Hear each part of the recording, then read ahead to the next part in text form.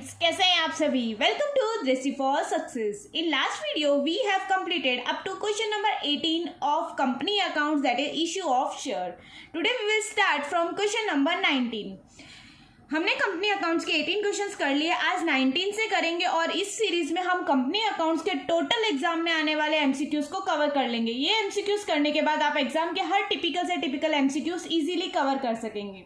तो हमारा question number 19 है, Which shareholder have a right to receive the arrear of dividend from future profits? क्या कहा है, कौन से शेयर होल्डर्स ऐसे हैं जिनको पिछले सालों का जो बकाया डिविडेंड है वो आप फ्यूचर के प्रॉफिट में से ले सकते हैं।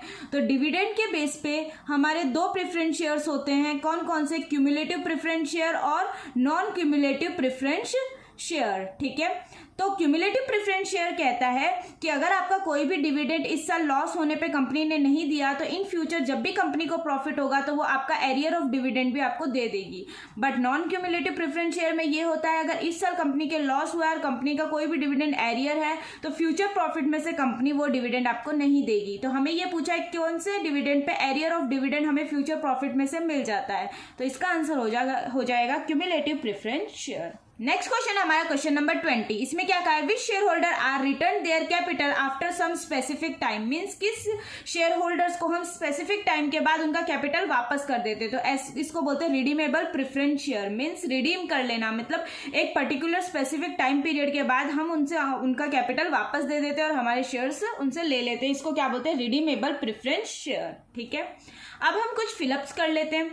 फिलअप्स भी एमसीक्यूज के पैटर्न में बन के आ सकते हैं। तो क्वेश्चन नंबर 21 है, a private limited company which only one person as its member is called. ऐसी कंपनी जिसमें ओनली वन पर्सन मेंबर होता है उसको बोलते हैं वन पर्सन कंपनी। क्या बोलते हैं, वन पर्सन कंपनी या ओपीसी। इसका ये ध्यान रखना, इसमें डायरेक्टर्स कितने होते हैं, मिनिमम डायरेक्टर्स होते हैं इसके अंदर 1 और मैक्सिमम डायरेक्टर इसके अंदर होते हैं 15 and minimum number of members, मतलब मेंबर इसके अंदर कितना होता है, एक ही होता है। इसको बोलते हैं one person company. Next question number 22, dash share holders are given dividend at a fix rate.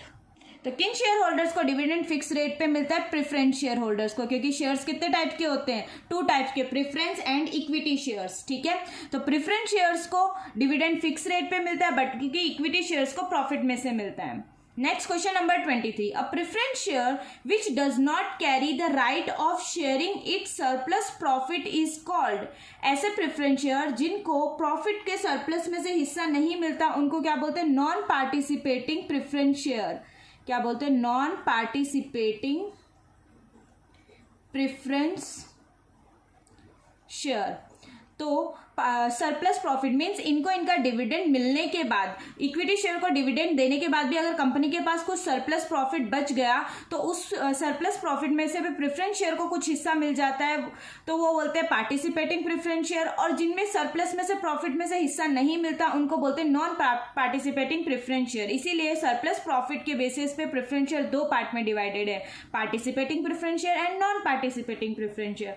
जिनको सरप्लस प्रॉफिट में से हिस्सा मिलता है वो होते हैं पार्टिसिपेटिंग प्रेफरेंस शेयर, और जिनको सरप्लस प्रॉफिट में से हिस्सा नहीं मिलता वो होते हैं नॉन पार्टिसिपेटिंग प्रेफरेंस शेयर। ठीक है, नेक्स्ट है क्वेश्चन नंबर 24। क्वेश्चन नंबर 24 में कहा है, share issued by a company to its employees और directors for consideration other than cash are known as. तो इनको बोलते हैं स्वेट इक्विटी शेयर। क्या बोलते हैं, स्वेट इक्विटी शेयर्स। क्या कहा है क्वेश्चन में, share issue by company to its employees और directors for consideration other than cash. Cash के अलावा अदर कंसिडरेशन पे कंपनी अगर इसके एम्प्लॉयज और डायरेक्टर्स को शेयर इशू करती है तो उसको बोलते हैं sweat equity share. Next question number 25, when a company is wound up preference shares have a right to the return of capital before, तो बिफोर इक्विटी शेयर। मीन्स जब कंपनी बंद होती है, कंपनी बंद होने के टाइम पे जो प्रेफरेंस शेयर होते हैं उनको पहले है ना उनका कैपिटल वापस किया जाता है, उसके बाद में जो पैसा बचता है उसमें से इक्विटी शेयर को उनका पैसा वापस किया जाता है। इसीलिए इक्विटी शेयर्स को मेंबर ऑफ कंपनी बोलते हैं। कंपनी के मेंबर्स को हम लास्ट में पैसा देते हैं, इससे पहले हम debentures holder, preference share holders, इनको इनका क्रेडिटर्स, इनका जितना भी बाकी पैसा होता है वो हम पहले दे देते हैं। नेक्स्ट क्वेश्चन है क्वेश्चन नंबर 24। इसमें क्या कहा है, dash preference share have a right to receive arrear of dividend. अभी कहा था एरियर ऑफ डिविडेंड किनको मिलता है, क्यूमुलेटिव प्रेफरेंस शेयर को। Next, the option granted by the company to its employees and whole time director at the price that is lower than a market price is. तो इसको बोलते हैं ESOP. ESOP means employ stock option plan. इसमें क्या होता है कि जितने मार्केट प्राइस जो शेयर्स हम इशू करते हैं तो कंपनी के एम्प्लॉयज और इनके होल टाइम डायरेक्टर्स को वो शेयर्स लोअर रेट पे मिलते हैं, जितना मार्केट प्राइस है उससे बहुत ज़्यादा लोअर रेट पे मिलते हैं, तो उसको बोलते हैं employee stock option plan. Means employees को ऑप्शन दिया गया है कि आपको ये शेयर्स खरीदने हैं तो आप लोअर रेट पे खरीद सकते हैं। नेक्स्ट क्वेश्चन है question number 28। Share capital of a company is divided into small units, each such unit is called. तो क्या बोलते हैं, शेयर्स बोलते हैं। हमने शेयर कैपिटल को छोटे छोटे पार्ट्स में डिवाइड कर दिया और उसके एक पार्ट को क्या बोलते हैं, शेयर बोलते हैं। ठीक है, नेक्स्ट क्वेश्चन है actual number of shares offer to a public for subscription is known as issued capital. ठीक है, हमारी कैपिटल तीन तरह की होती है, authorised capital, issued capital and subscribed capital. Authorised capital means company maximum कितनी कैपिटल कितने शेयर्स इशू कर सकते हैं। इशूड कैपिटल होता है कंपनी ने इन ऑथोराइज्ड कैपिटल्स में से कितने शेयर्स पब्लिक को ऑफर कर दिए हैं। सब्सक्राइब कैपिटल मींस इन इशूड शेयर में से कंपनी ने कितने सब्सक्राइब कर लिए यानी कितने खरीद लिए, वो होते हैं सब्सक्राइब कैपिटल। इसने कहा actual number of share offered by the public ने ये ऑथोराइज्ड कैपिटल में से कितने शेयर ऑफर किए हैं पब्लिक को कंपनी ने, उसको बोलते हैं issued capital. Next question number 30। Preference shares are return their capital after a specific time. कौन से प्रेफरेंस शेयर को एक स्पेसिफिक टाइम के बाद उनके शेयर्स को इनके क्या कर देते हैं, वापस कर देते हैं। तो ये होते हैं रिडीमेबल। क्या होते हैं, रिडीमेबल। रिडीमेबल प्रेफरेंस शेयर को एक पर्टिकुलर स्पेसिफिक टाइम पीरियड के बाद हम उनका कैपिटल क्या कर देते हैं, वापस कर देते हैं। Next, part of the issued capital offered for subscription to public is known as. इस इशूड कैपिटल में से जितना पब्लिक ने सब्सक्राइब कर लिया उसको क्या बोलते हैं, subscribed capital. Subscribed capital. Question number 32 है at the time of forfeiture of share capital account will be debited with dash value. ठीक है, फोरफीचर ऑफ शेयर्स के टाइम पे शेयर कैपिटल अकाउंट को किस अमाउंट से डेबिट करते हैं, तो किससे करते हैं, कॉल्ड अप वैल्यू से। कितने से डेबिट करते हैं, कॉल्ड अप वैल्यू से। जितने रुपए हमने मांग लिए उससे शेयर फोरफीचर अकाउंट को हम क्या करते हैं, डेबिट करते हैं। Next question, question number 33। The application money should be refunded within dash days from the closure of the issue. अगर हमें किसी के शेयर हमने रिजेक्ट कर दिए हैं या हमें मिनिमम सब्सक्रिप्शन नहीं मिल पाया तो हम उनके एप्लीकेशन मनी को कितने टाइम पीरियड के अंदर रिफंड कर देंगे। तो ये होता है हमें 15 डेज के अंदर अंदर वो एप्लीकेशन मनी पब्लिक को रिफंड करना पड़ता है। Next question number 34। The profit percentage associated with preference share is the rate of, जो हम लिखते हैं डैश जैसे 5% ऑफ प्रेफरेंस शेयर। तो ये जो प्रॉफिट परसेंटेज लिखा हुआ है ये क्या रिफ्लेक्ट करता है, ये रिफ्लेक्ट करता है डिविडेंड रेट। क्या रिफ्लेक्ट करता है, डिविडेंड कितना % देना है हमें। Question number 35. When the called up amount is not paid by the shareholder, then it will be transferred to, जितने रुपए हमने शेयर होल्डर से मांगे और उन्होंने नहीं दिए तो वो हम अमाउंट को क्या करते हैं, कॉल इन एरियर अकाउंट में डाल देते हैं कि ये पैसे हमारे अभी नहीं आए हैं। Question number 36. Balance of share forfeited account is shown in the balance sheet under the head. जो शेयर फॉरफिट अकाउंट का बैलेंस बच जाता है वो हम बैलेंस शीट में किस हेड के अंदर शो करते हैं, तो वो शो करते हैं हम शेयर कैपिटल हेड के अंदर।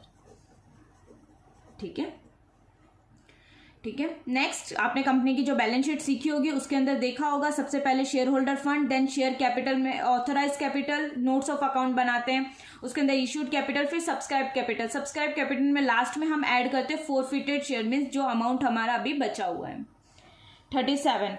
X limited forfeited 500 equity shares of ₹10 each on which ₹7 was paid including premium ₹1 on री issue the company can allow dash rupees of discount. ठीक है, तो जितने रुपए हमें शेयर फोरफिच के टाइम पे मिल जाते हैं, कंपनी री इशू के टाइम पे अप टू दैट अमाउंट हमें डिस्काउंट दे सकती है। तो हमें फोरफिचर का कितना मतलब हमें एक शेयर के ऊपर कितने अमाउंट रिसीव हो चुका है। 7 वॉज पेड अप, 10 रुपए मांगे थे कंपनी ने, 7 रुपए मिल गए, लेकिन 1 रुपए प्रीमियम का इंक्लूड था, मतलब एक्चुअली हमें कितने रुपए मिल गए, 6 रुपीज मिल गए। यानी कंपनी री इशू के टाइम पे मैक्सिमम 6 रुपीज का डिस्काउंट दे सकती है, मतलब मिनिमम कंपनी 4 रुपए में अपना शेयर इशू कर सकती है। तो डिस्काउंट 6 रुपीज में। अगर ऐसा पूछे कंपनी कितने में मिनिमम प्राइस में री इशू कर सकती है, तो 4 रुपए में। Next question number 38, at what rate interest on call in advance is paid by the company as per table F of schedule 1 of companies act 2013। Call in advance पे कितना परसेंट हमें कंपनी इंटरेस्ट पे करती है, तो call in advance पे 12% per annum company interest पे करती है। और कॉल इन एरियर पे कितना रुपए कंपनी लेती है पब्लिक से, तो कॉल इन एरियर पे 10% पर एनम कंपनी लेती है टेबल एफ के अकॉर्डिंग। ठीक है, नेक्स्ट है question number 39, if a share of ₹100 issued at a premium of ₹10 on which ₹90 including premium has been called and ₹70 including premium is paid in is forfeited, the capital account should be debited by। तो मैंने कहा था फोरफिचर की entry में capital account को हम called up value से debit करते हैं। तो कंपनी ने 100 रुपए में से कितने रुपए मांग लिए, 90 रुपए मांगे, लेकिन इंक्लूडिंग प्रीमियम मांगे। तो ओनली खाली प्रीमियम हटा दे तो कंपनी ने कितने रुपए मांग लिए, 80 रुपीज कॉल्ड अप कर लिए। तो क्या होगा, शेयर कैपिटल अकाउंट कितने से डेबिट होगा, ₹80 से शेयर कैपिटल अकाउंट क्या हो जाएगा, डेबिट हो जाएगा। तो इस वीडियो में हमने क्या क्या सीख लिया नया, कि एप्लीकेशन मनी को कितना टाइम पीरियड में पब्लिक को हमें वापस रिटर्न करना पड़ता है अगर हम उनके शेयर्स को रिजेक्ट कर देते हैं। ठीक है, फिर हमने कॉल इन एडवांस पे कंपनी कितना इंटरेस्ट देती है, कॉल इन एरियर पे कंपनी कितना इंटरेस्ट चार्ज करती है, अगर फोरफिचर कर रहे हैं तो शेयर कैपिटल अकाउंट में कॉल्ड अप वैल्यू से डेबिट होता है। उसके अलावा हमने पढ़ लिया कि कंपनी डिस्काउंट मिनिमम मैक्सिमम कितना डिस्काउंट दे सकती है। तो ऐसे छोटे छोटे पॉइंट्स क्या होते हैं, कई बार हम रिवाइज करना भूल जाते हैं। तो इस वीडियो को आप अगर 2x पे भी चला के देखते हैं तो फटाफट आपके छोटे छोटे डाउट्स 2 मिनट में कंप्लीट हो जाएंगे। So thank you for watching the video and stay tuned for the next video.